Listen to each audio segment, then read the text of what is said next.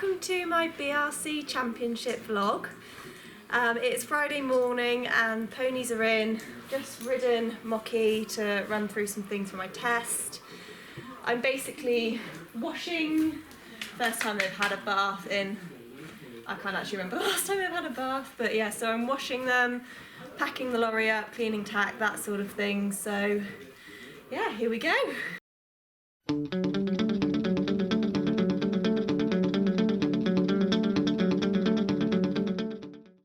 I think we've got a little stowaway.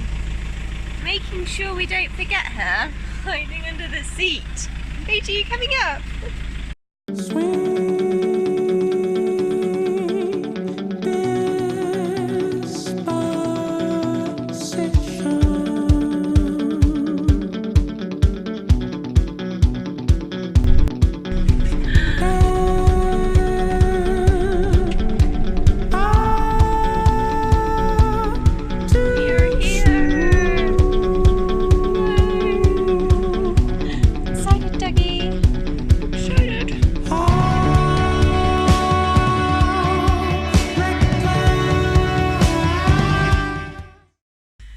You're sort of settled in, aren't you, Mookie?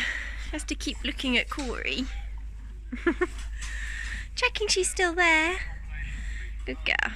So the ponies were all settled in and Mum and I got a really early night the first night we got there because we were both pretty tired. So we woke up on the Saturday and we had to do dressage and show jumping for both horses. So first up is Mocha, and here she is doing her dressage. Those of you who know Mocha will know that she's not the most amazing dressage horse in the world. Bless her, she tries really hard. This give and retake makes me giggle because she just basically had a nice stretch. She was quite loud in the warm-up, screamed a lot, so when she went in and did what was sort of a reasonable test for her, I was pretty pleased with that. So she actually scored 35 overall, which wasn't too bad in her section. So yeah, overall, quite pleased. And then we're off to show jumping. So you can probably already tell she's quite strong. So I ride Mocha in a pelham, but even that wasn't really enough. We struggled at the fences that were going downhill back towards the stables because she just got a bit strong, and you can see there she tripped because she was basically not really listening to where I wanted her to go. She was going, oh yeah, let's just bomb off that way back to my friends. But she did jump pretty well. I wasn't too unpleased with it, but I basically find when she's away with Corrie, she's just a little bit distracted. She doesn't give as much air over the jumps. She fights a bit. I don't know if you can see, sort of shaking her head slightly. The good thing about her is she's not at all spooky. Couldn't care less about all those banners, whatever the jumps were. And there you go, that's the pole that we had down. I think she was just running a bit down that hill. Did try and check her, but obviously wasn't quite enough. The downhill and the going towards home just gave her quite a bit of momentum that took that back rail down with her back feet. But yeah, she was good. Only one pole, could have been a lot worse. So here she is coming round to the last two. So that was Mocha done for the first day. Now we are back off to Corrie's dressage. You can see at the beginning I'm grinning because I can just feel she is like a ticking time bomb. And I just knew at that point that the test was going to be a bit of a car crash, to be honest. So I normally show you guys like the best bits of the test, but I thought it might be quite amusing to actually show you the worst bits. So have fun and watch Corrie being a bit of a nutter. This test is quite far from the 22 that she got at Dauncey, which put us in the lead. We actually scored 41, which is the first time I've ever scored over 40. Thanks for that, Corrie. She was basically just super duper duper excited. It was the first time she's ever stayed away from home overnight. It's basically having Mocha there with her. It's going to be the same old story for the whole weekend, basically. It just gives them a bit more buzz, and you can see she's a little bit choppy. She's normally got a lovely flowing trot. She was choppy, she wanted to canter the whole time, so I was just trying to minimise the extra moves in this test. She did a flying change in her canter. Thanks, not necessary, so I had to change that. So yeah, we did score some 4s and that sort of thing, so not the best test overall, but I'm glad we stayed in the boards, to be honest, with how buzzy she was feeling. So next for Corrie is her show jumping. So I think that Corrie and Mocha must have had words overnight, because, as you're about to see, they both had the same yellow fence down. I suppose I've got to take some responsibility for that. I did try and check Corrie on the corner.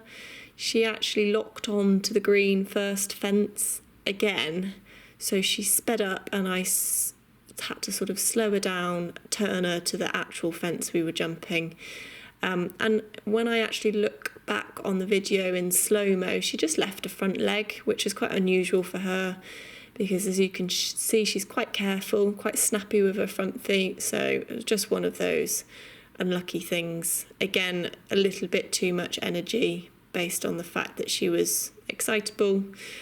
And yeah, that yellow fence was our nemesis going downhill back to the stables. But I actually think the rest of the jumps, she's making a really nice shape over, really coming on with her jumping. So yeah, it's a bit of a shame, but it is what it is. And that actually concluded us for the first day. So we put them back in the stables and then we went to walk the cross country. So here is the cross-country walk that I did. I'm just showing you a couple of clips of each fence. As you can see, nicely dressed, quite up to height fences. You see that's number 5 after number 4. Some questions. Corrie especially hasn't really jumped a lot of this type of fences. So the water coming up was her first ever step into water, and it had a log on top. So yeah, I wasn't sure how she'd take it really. She'd either be fine or she'd take offence to it and have a stop. But yeah, look, that's quite beefy. It was really, really hilly. You can't actually see it that much from this video, but oh my god, the course went up and down like the hilliest I've ever jumped. So yeah, I thought steering might have been a little bit of an issue. And that's Corrie's first ever open ditch in a competition as well, and it's quite a decent one. So yeah, I didn't really know how it would all go. There's 2 waters, so I was hoping that they didn't mind getting their feet wet. Mocha, I know, definitely doesn't mind, but Corrie, I just haven't done that many competitions on her yet, so wasn't sure.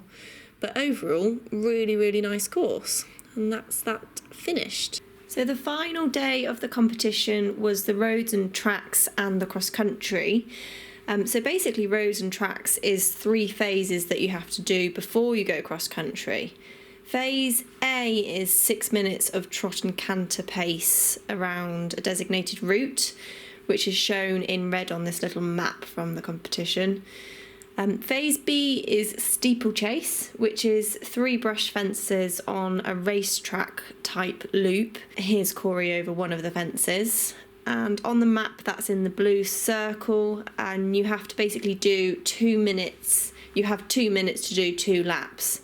Both mine did it in about 1:30, so pretty fast. And then you go straight from phase B to phase C, which is walk and trot pace, back to the start, which is shown by the pink route on the map. It's all timed, so you get penalties if you're too slow, but both of mine were easily within the time, so not penalised. And when you get back to the start, you have 10 minutes in a 10-minute box. Basically in there, the vet checks your horse over, checks its heartbeat. You take the saddle off, wash them down, cool them down, give them some treats, check their studs, check the tack's all fine, have a drink yourself, and then you embark on cross country after that 10 minutes. So Corrie was quite excited in the 10-minute box. It took us a bit of time to calm her down, as you can see, but we did manage to get her heartbeat down to the rate that it needed to be, and then we went off to cross country. So here is Corrie going cross country. As you can see, she was absolutely flying and absolutely loving it. I love how she jumps over that hedge. So keen, quite speedy. She wasn't really as spooky as I thought she'd be. So as I said earlier, it's the first time she's done a step into water like that. And you can see there she had a little bit of a look, but I think because we had quite a good pace, she didn't really think about stopping. She was just making sure there was no monsters in the water. And then this was her first ever open ditch in a competition as well, and you can see she's not really that bothered. Does a nice big jump over it to make sure her feet are out of the way, but really impressed with how she tackled all the different questions that she hadn't really come across before. She was well within the time, I think about 10 seconds within the time.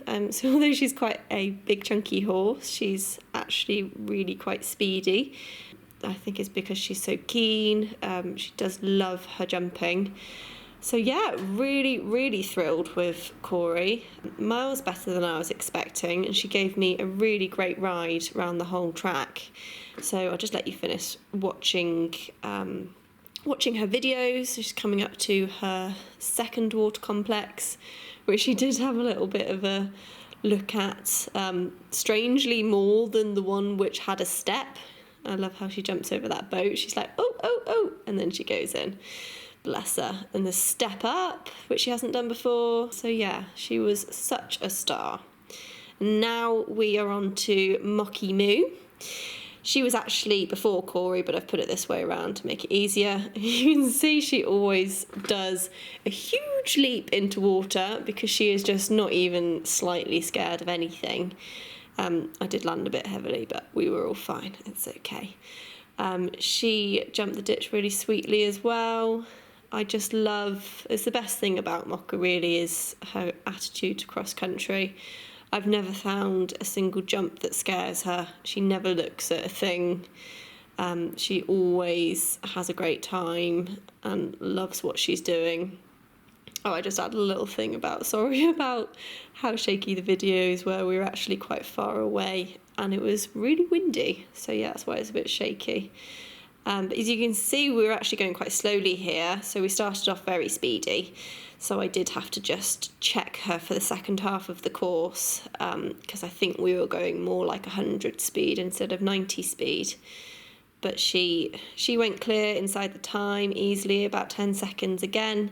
So they both finished the second day with absolutely no time faults and no jumping faults, which was the highlight of the weekend, really.